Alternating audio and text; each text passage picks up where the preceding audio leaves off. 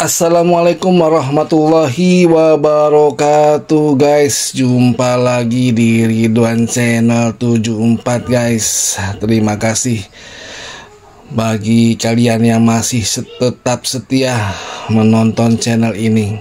Kali ini saya akan menampilkan video tentang bagaimana sikap kita kalau dibully orang guys. Video ini bersumber atau narasumbernya dari Ustadz Felix Show guys, yang mana Ustadz Felix Show memberikan ceramahnya dengan logika yang bisa kita terima guys. Beginilah cara atau pencerahan dari Ustadz Felix mengenai bagaimana sikap kita jika kita dibully guys. Oke, untuk tidak berlama-lama lagi, kita saksikan ceramah dari Ustadz Felix Show. Mari kita dengar. Nah, ini menarik ini. Apa tanggapan Ustadz ketika Ustadz dihujat oleh para netizen?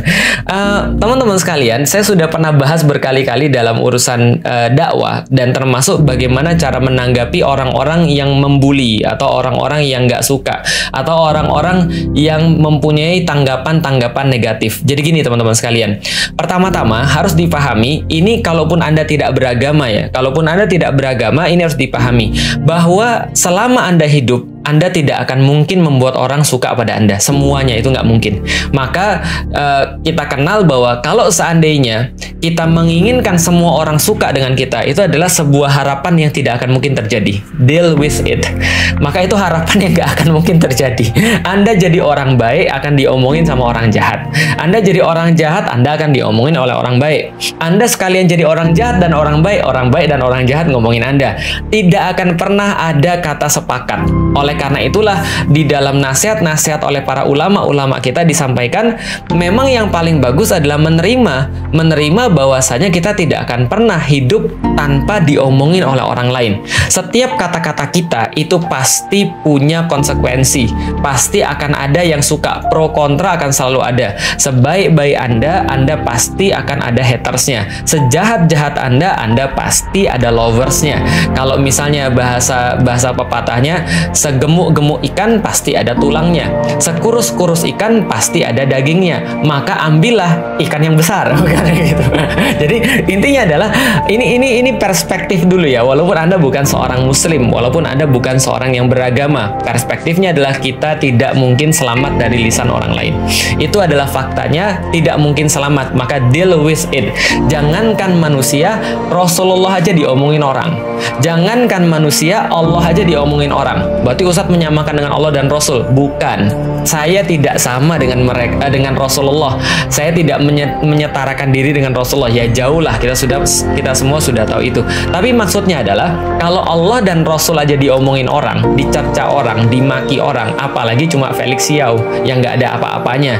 Nah, artinya ini adalah perspektif yang harus kita ketahui, bahwa kita tidak akan pernah mungkin untuk mencapai ridho orang.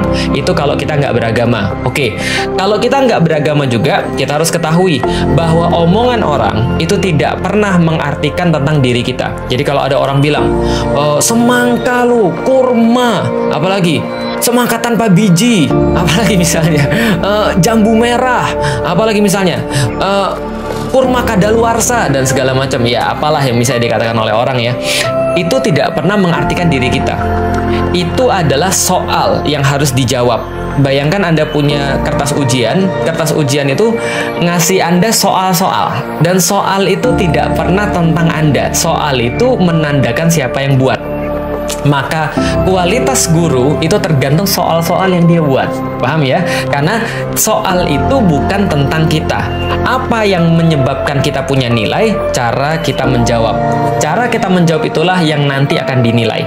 Cara kita merespons itulah yang nanti akan menentukan kadar diri kita. Ingat baik-baik, bahwasanya tidak pernah omongan orang lain itu menentukan diri kita. Tidak pernah makian orang lain menentukan diri kita. Cara kita merespon itu yang menentukan Anda emas atau Anda sampah.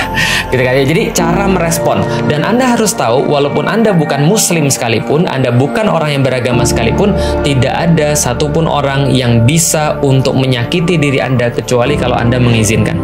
Artinya, Anda yang pegang kendali dalam diri Anda bukan orang lain. Yang mereka ingin lakukan adalah merusak kendali Anda atas diri Anda. Makanya zaman dulu, kalau seandainya saya pas belum muslim, masih di kelas, itu kan suka menghina orang lain.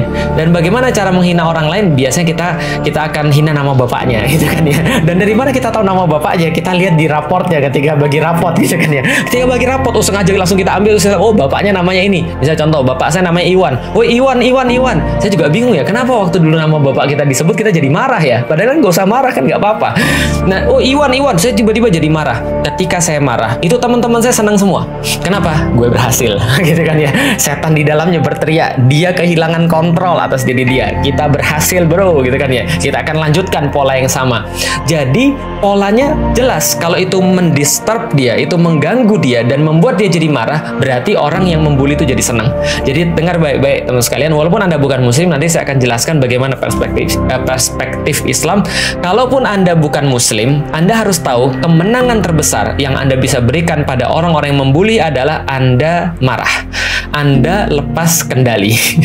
Jadi kalau Anda lepas kendali, itu yang ditunggu-tunggu. Maka dia akan terus membuli lagi sampai Anda nangis, sampai Anda ujung-ujungnya apa? Yang mereka inginkan Anda berhenti dengan apa yang Anda lakukan. Itu yang syaitan inginkan. Syaitan menginginkan agar orang tuh putus asa dengan apa yang dia lakukan. Kalau itu adalah hal yang baik, maka syaitan menginginkan dia putus asa untuk melakukan hal yang baik lalu berhenti dengan hal yang baik yang dia lakukan. Kalau itu adalah sesuatu hal yang biasa, maka syaitan inginkan adalah dia merasa dia worthless, dia merasa dia tidak berharga. Jadi artinya ini yang harus kita tahu dulu secara umum ya, secara umum. Nah, apalagi seorang muslim. Ini perspektif agama. Perspektif agama bagaimana caranya? Anda harus menjelaskan pada diri Anda sendiri. Untuk apa Anda ngomong? Untuk apa Anda berbuat? Untuk apa Anda menulis? Untuk apa Anda melakukan segala sesuatu? Kalau seandainya Anda melakukan itu karena Allah semata, Anda sudah tegaskan, lillahi. Sekarang saya tanya, apa alasan antum untuk marah? Apa alasan antum untuk merasa sedih? Apa alasan antum untuk merasa stres? Secara manusiawi iya, karena Rasulullah juga sama. Ketika Rasulullah dimaki, Rasulullah dicaci, Rasulullah dipersekusi, Rasulullah merasa sedih, iya secara manusiawi. Artinya beliau mengadu kepada Allah, tapi tidak sampai depresi, tapi tidak sampai kemudian memaki balik, tapi tidak sampai kemudian meninggalkan dakwah. Kenapa? Karena Rasulullah mengajarkan kepada kita bahwa segala sesuatu yang kita lakukan adalah karena Allah.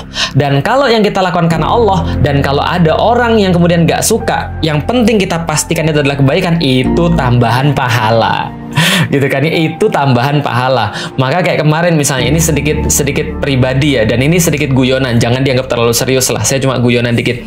Kemarin ketika ada banyak yang membuli, ketika ada saya ngisi di rumah di kantor salah satu seorang artis, kemudian banyak fitnah, banyak tuduhan dan segala macamnya. Sakit nggak? Ya sakit lah, namanya manusia. Sedih nggak? Ya sedih lah, namanya manusia. Tapi saya nggak biarkan sedih dan sakit itu menguasai saya. Tapi saya alirkan dengan hal-hal yang lain. Gimana? Nulis gitu kan ya, bikin video, kita akan buktikan siapa yang punya karya, kan gitu kan ya. Lalu kemudian apalagi yang saya lakukan? Saya cerita sama istri saya begini, Dek, kalau begini terus, ini saya punya chance masuk surga ini. Gitu kan ya. Itu guyonan ya, jangan diartikan serius. Oh nanti Felix Show pemegang kunci surga, Felix Show kayaknya sudah memastikan dirinya masuk surga. Enggak, saya bilang sama istri saya, tanya sama Ummu Alila, saya bilang gini, Dek, kayaknya saya punya chance masuk surga kalau gini terus. Kenapa? Saya nggak yakin, saya bilang sama istri saya, dengan amal ibadah saya. Nggak yakin saya, benar-benar saya nggak yakin. Mesti amal ibadah saya itu banyak cacatnya, banyak celahnya. Tapi kalau gini terus, ini kayaknya saya merasa punya chance masuk ke surga. Kenapa? Kayaknya saya bukan masuk surga karena amal ibadah saya, tapi gara-gara dosa saya diambil sama orang lain gitu kan. Ini chance yang luar biasa gitu kan ya. Artinya ini adalah perspektif seorang muslim. Nah, perspektif yang lain daripada seorang muslim. Suatu waktu Rasulullah Shallallahu Alaihi Wasallam itu sedang berada di keramaian, dan ketika beliau duduk itu bersama Abu Bakar, maka datanglah orang mencaci maki beliau. Coba, ini orang luar biasa, datang caci maki, datang ngomong jorok dan segala macamnya. Rasulullah diam di situ, di sebelahnya Abu Bakar sudah mulai panas. ketika sudah mulai panas, akhirnya setelah nggak tahan lagi, Abu Bakar membalas cacian orang tadi. Ketika Rasulullah melihat Abu Bakar dan mendengar Abu Bakar membalas cacian tadi, maka Rasulullah kemudian berdiri dan pergi. Lalu Abu Bakar tentu merasa dong, wah ini ada masalah nih kayaknya ini. Lalu kemudian Rasulullah didatangi sama Abu Bakar. Abu Bakar datangnya, Rasulullah tolong saya dijelaskan, ini kenapa engkau bisa pergi dan engkau berdiri dan pergi dari situ. Padahal ketika dicaci engkau diam. Rasulullah berkata, iya, karena tadi pas dia mencaci kita, malaikat bersama kita mendoakan kita. Dan malaikat mendoakan kita dengan perkara-perkara yang baik. Tapi pas kamu balas, yang datang syaiton.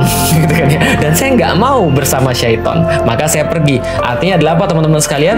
Kita harus memahami bahwa sekali lagi, kata-kata orang nggak pernah menentukan tentang kita. Tapi begitu kita balas dia, maka syaiton berhasil. Kenapa syaiton berhasil? Ada dua orang sedang maki-makian. Ada dua orang yang sedang mengumpulkan keburukan demi keburukan. Walaupun yang kita katakan benar tentang saudara kita, dan kita balas dengan sesuatu yang lebih buruk daripada apa yang dia sampaikan, atau minimal sama buruknya, berarti kita sudah menghilangkan kesempatan kita untuk mendapatkan kebaikan daripada Allah Subhanahu wa Ta'ala. Maka dari sudut pandang Islam begitu. Maka kemudian saya selalu mengutip daripada seorang ulama yang menyampaikan, balasan terbaik bagi orang-orang yang membuli, balasan terbaik bagi orang-orang yang menuduh, atau balasan terbaik bagi orang-orang yang memfitnah. Apa balasan terbaiknya? Ya kita tinggal bilang aja, ya semoga saja kalau engkau benar, mudah-mudahan Allah mengampuni saya. Tapi kalau engkau salah, mudah-mudahan Allah mengampuni kamu. Kenapa? Itu membuat diri kita jadi bersih. Itu membuat diri kita jadi merasa legowo. Itu membuat diri kita merasa plong. Kenapa? Karena kita nggak mikirin lagi bagaimana urusan dia, yang kita mikirin hanyalah urusan kita dengan Allah. Karena kata-kata itu menjadikan kita mau benar, mau salah, kita tetap berharga di hadapan Allah Subhanahu wa Ta'ala. Kalau benar, mudah-mudahan Allah mengampuni saya. Dan siapa yang nggak senang ampunan Allah? Dan kalau itu adalah sesuatu yang salah, mudah-mudahan Allah mengampuni kamu. Dan itu adalah doa kita juga. Dan kita mendapatkan apapun dari situ adalah kebaikan. Gimana kalau yang dia kritik adalah sesuatu yang benar misalnya? Ya bersyukur dong. Sesuatu yang, jadi gini, kalau saya berbuat kesalahan, 1 tambah 1 jawabannya berapa? Felix, jawabannya 5. Lalu kemudian tiba-tiba ada orang negur, enggak Felix, salah, 1 tambah 1 bukan 5, tapi 1 tambah 1 adalah 2. Alhamdulillah dong, berarti saya ditegur dan saya kemudian dikoreksi. Itu adalah suatu kebaikan. Mengenai kemudian bagaimana cara ngoreksinya, bagaimana kemudian dia punya niat dan yang lain-lain ketika mengoreksi, itu urusan dia dengan Allah. Maka kita serahkan saja, kita easy going aja. Artinya kalau kita misalnya diingatkan oleh orang, ya Alhamdulillah. Kalau misalnya kita dikoreksi oleh orang, Alhamdulillah. Yang perlu kita sampaikan pada mereka adalah, atau kita sampaikan pada diri kita sendiri dan kita sampaikan pada orang lain, teman-teman sekalian, kesalahan itu ada 2. Satu, kesalahan yang cuma bersifat kesalahan biasa. Satu lagi, kesalahan yang menyesatkan. Contoh misalnya, Anda baca Quran salah, itu kesalahan biasa. Artinya kesalahan, ya namanya kesalahan tetap kesalahan ya, tapi saya sampaikan ini kesalahan seperti 2 tambah 2 sama dengan 5. Itu kesalahan, tapi kesalahan yang masih bisa diperbaiki. Tapi ada kesalahan yang parah. Apa kesalahan yang parah? Nggak mau belajar, itu kesalahan yang parah. Belajar lalu salah, itu biasa. Tapi nggak mau belajar, ini kesesatan. Contoh lagi misalnya, Anda kemudian tiba-tiba ketika jadi imam, Anda lupa ayatnya, lalu kemudian Anda tiba-tiba blank, tiba-tiba Anda sujud. Setelah kemudian lupa baca ayatnya, itu adalah kesalahan yang masih bisa ditolerir, dan ini terjadi terus-menerus di zaman orang-orang kaum muslim. Artinya ya itu sebuah kesalahan biasa. Tapi kalau Anda menolak Al-Quran, ini kesalahan luar biasa. Apalagi kemudian mengatakan bahwa Al-Quran sudah tidak relevan lagi, ini kesalahan fatal dan ini kesesatan yang nyata. Nah, maka kita sampaikan bahwa ya sudah, easy going aja, karena kita sudah jelaskan secara perspektif bukan Islam pun ini sudah kita bisa untuk menenangkan diri kita, karena sesungguhnya respon kita lah yang membuat kita berharga. Dan ingat teman-teman sekalian, kita mau diingat seperti apa sih? Kita mau diingat seperti apa sih? Kita mau diingat sebagai orang yang baik atau orang yang jahat? Kita mau diingat sebagai pembela Islam atau kita mau diingat sebagai pembela yang bukan Islam? Kita mau diingat sebagai orang-orang yang memperjuangkan kebaikan lalu dicerca, atau orang-orang yang melihat keburukan lalu mendiamkannya? Dan ingat, setiap ilmu akan dimintai pertanggungjawaban. Maka saya secara pribadi, kenapa saya tetap terus berdakwah? Karena sederhana saja, karena saya nggak mau sampai anak saya gede itu nanya pada bapaknya, Pak Abi, kenapa Abi dulu tahu tapi nggak ngomong? Kenapa Abi dulu ngerti tapi nggak bicara? Ada orang bilang, saya tahu tapi saya nggak mau ngomong. Kenapa? Karena saya nanti kalau ngomong dibully orang. Paham ya maksud saya? Bagi saya, ditanya sama anak saya, kenapa saya nggak ngomong ketika saya tahu tentang kebenaran, itu lebih sakit, itu lebih ngeri daripada daripada dibully sama orang. Itu baru anak sendiri. Gimana kalau sudah berhadapan dengan Allah, kemudian Allah tanya pada saya, Lik, kenapa ketika kamu tahu bahwa Al-Maidah 51 itu dibilang bahwa itu adalah jangan mau ditipu dengan Al-Maidah 51, jangan mau dibohongi dengan Al-Maidah 51, kenapa kamu diam? Atau malah kamu bela? Atau malah kamu bela orang-orang yang menistakan Al-Quran itu dengan mengatakan bahwa Al-Quran itu tidak relevan lagi, atau kemudian mengatakan bahwa Al-Maidah 51 itu tidak berkaitan dengan urusan kepemimpinan misalnya, padahal Allah sudah nyata-nyata ngomong begitu. Atau kemudian ketika Allah nyata-nyata bilang bahwa kaum mukmin itu ketika dia harus dipimpin oleh orang mukmin juga, maka kita tahu maknanya dan kita mendiamkan. Nah, maka saya nggak bisa untuk kemudian membayangkan bagaimana Allah minta pertanggungjawaban saya. Nah, jadi mendingan dibully, mendingan kita dimaki daripada kita justru mendiamkan sesuatu yang salah. Tapi balik lagi, harus kita lakukan dengan cara yang santun, dengan cara yang paling bagus, dengan cara yang paling indah. Itu kemudian bagaimana guys video pencerahan dari Ustadz Felix Show mengenai bagaimana sikap kita kalau kita dibully. Nah, mantap ya guys, singkat, lugas, padat, jelas, dan insya Allah mudah dimengerti.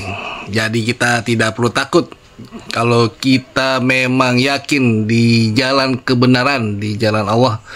Tidak usah takut jika kita memang dibully karenanya guys. Jadi kita tetap berpatokan,